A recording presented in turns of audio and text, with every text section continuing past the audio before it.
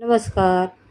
गौरी आगमनाची माझी तयारी सकाळपासून घाई गडबड चालू होते आणि मी पहिलं स्वच्छ पुसून घेतलं. त्याच्यानंतर रांगोळी काढली. गौरी आगमनाचं असं रांगोळी काढलेली आहे. पूर्ण असं स्वागत केलेलं आहे. फुलांचा सडा टाकलेला आहे. परत गौरीला मी तुळशीपाशी घेऊन गेलेले आहे आणि तिथं आम्ही दोघांनी गौरीची पूजा केलेली आहे. आणि गौरीला 2 विडे दोघींचे आणि तुळशीची पूजा केली. नंतर गौरीची पूजा केली. त्याच्यानंतर गौरीला मेन दरवाजाच्या तिथं घेऊन गेलेलं आहे. आणि त्याच्यानंतर तिथं आम्ही गौरीचं हळदी कुंकू, अक्षदा, फुलं, पाणी आणि सगळ्या याने पूजा केलेली आहे.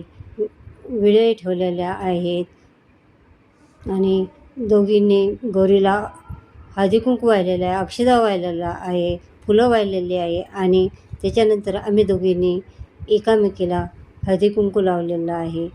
आणि अशा प्रकारे सकाळपासूनच गौरी आगमनाची खूप उत्सुकता होती. आणि अशा प्रकारे गौरी आगमनाची तयारी झालेली आहे आणि पूजा करत आहे. त्याच्यानंतर आता आम्ही दोघींनी पण गौरीला औक्षण करून मी माप ओलंडून गौरीला आतमध्ये घेतलेला आहे. आणि उजवा पाय आत टाकून माप ओलंडून गौरीला मी आत केलं. आत परत घरात आल्यानंतर त्याने आरती ओवाळलेली आहे. परत औक्षण केलेलं आहे. दोन्ही गौरीचं स्वागत केलेलं आहे.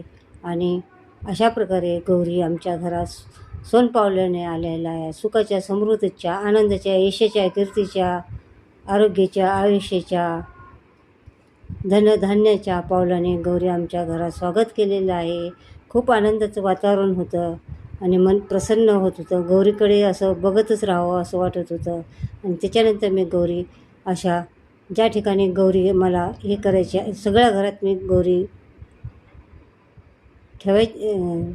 बसवायच्या आहेत त्या ठिकाणी आणलेल्या आहे. त्याच्यानंतर मी संपूर्ण घरामध्ये पहिले गौरीला देवघर दाखवलं आहे.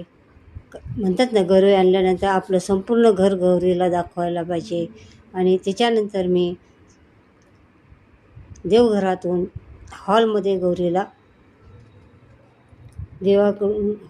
मंदिरातून हॉलमध्ये घेऊन गेलेले आहे. सगळीकडे पूर्ण हॉल गौरीला दाखवला आहे. आणि त्याच्यानंतर किचनमध्ये मी गौरीला दाखवलं आहे किचन.